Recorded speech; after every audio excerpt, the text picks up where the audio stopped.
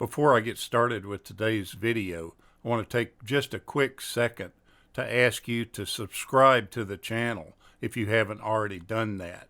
And also click the like button if you like the content.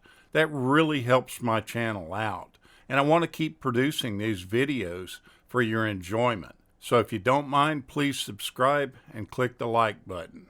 In the late 70s, we were introduced to a TV show called The Incredible Hulk, which was based on the Marvel Comics character, the Hulk. This series aired on CBS, and it starred Bill Bixby as Dr. David Bruce Banner and Lou Ferrigno as his alter ego, the Hulk. In the series, Dr. Banner, who's a widowed physician and scientist and is presumed dead, travels across America under assumed names and finds himself in positions where he helps others in need despite his terrible secret. That being that following an accident that altered his cells in times of extreme anger and stress, he transforms into a huge, savage, incredibly strong, green-skinned humanoid who has been named the Hulk. As he travels, he earns money by working temporary jobs while searching for a way to either control or cure his condition.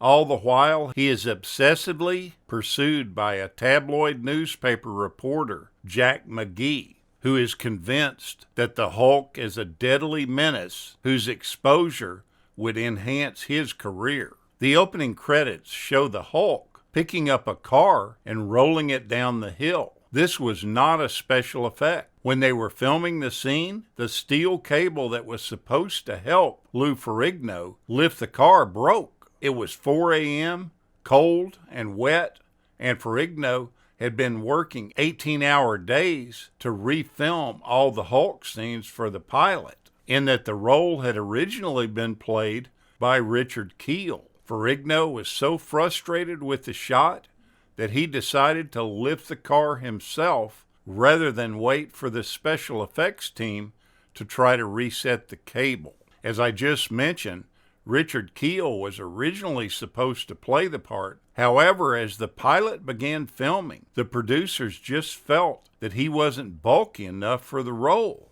Although all his scenes were reshot with Lou Ferrigno in the role, one scene with him as Hulk in the pilot remains completely intact. It's a brief high-angle shot of the Hulk looking up a tree just before he saves a girl from drowning in the lake. Lou Ferrigno had been an avid fan of the Hulk comic book series well before becoming involved in the TV series. He has often credited this role of Hulk in helping to inspire him to overcome the difficulties that he faced related to his hearing disability and other personal issues that he dealt with.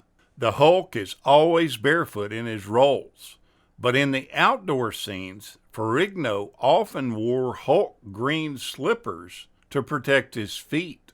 These are most noticeable in the episode called Terra in Times Square, as the Hulk storms through the streets of New York, and Ferrigno once joked about it, that nobody would want to walk barefoot through Times Square in the 1970s. He states that one time he became frustrated on the set one day, and he stormed off from the studio lot and drove home while he was still wearing his full Hulk makeup and costume.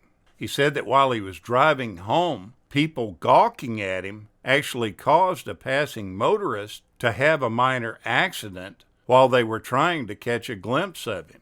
CBS initially didn't want to continue the series for the fall of 1981, even though the show's ratings were still very respectable. The head of CBS programming felt that that series had run its course. When the show was initially established as a hit, the producer, Kenneth Johnson, was rumored to have considered creating a female version of the Hulk. The character would be used on the series with the intent of possibly spinning her off into her own series. as had been done with the $6 Million Man to the Bionic Woman. Their plan was to take David's sister, a character already established by earlier episodes, and have her receive an emergency blood transfusion from him. But due to the show's cancellation, this story never came to pass. When the TV series was on the air, Bill Bixby was really very careful never to be photographed with Lou Ferrigno in his Hulk costume and makeup, because he felt that those kind of photos could destroy the illusion to children and fans of the show that they were not the same person. The tabloids were constantly trying to always find a way to get a picture of David Banner and the Hulk creature together, but they were never able to do so. Because David Banner never has any recollection of his actions as the Hulk, Bill Bixby didn't watch Lou Ferrigno perform on the set, and Ferrigno was never present for Bixby's scenes. At one point in the show, they were trying to implement some cost-cutting moves, and they proposed to eliminate the Jack McGee character. Bill Bixby and Lou Ferrigno both said if that happened, they would walk off the set themselves in protest out of their support for the actor Jack Colvin. It's said that Bill Bixby wouldn't allow his son to watch the show, fearing that it would scare the little boy to see his own father transforming into a green-skinned creature.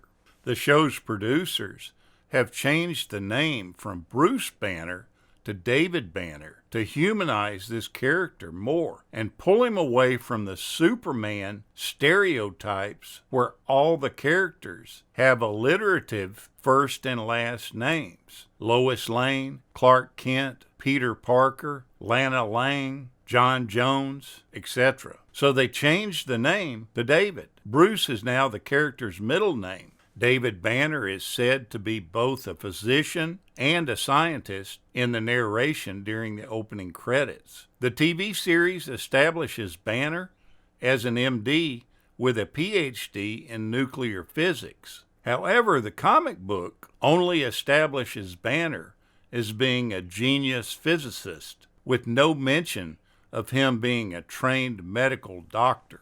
Upon originally being offered this lead role, Bill Bixby had some real reservations about doing it. He didn't like the idea of doing an adaptation of a superhero character for TV.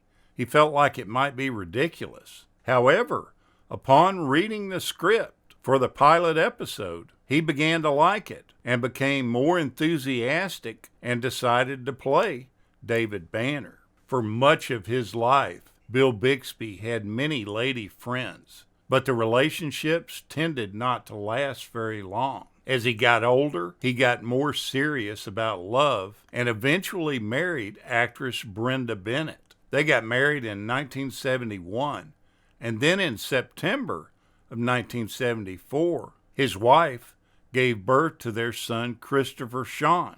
The marriage fell apart by 1980. That was all bad enough that this all occurred, but the personal lives of Bennett and Bixby were completely decimated when in March of 1981, Christopher, who was accompanying his mother to Mammoth Lakes for a skiing vacation, and he was injured there. When doctors inserted a breathing tube, he went into cardiac arrest and died.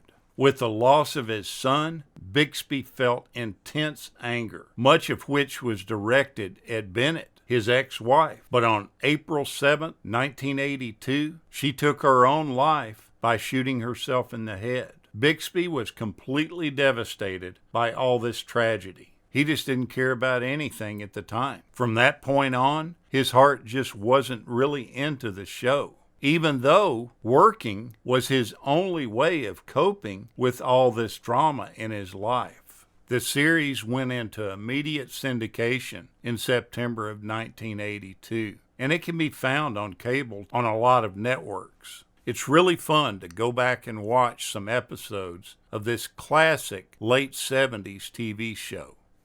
Thank you so much for watching, and we'll continue to chase the classics.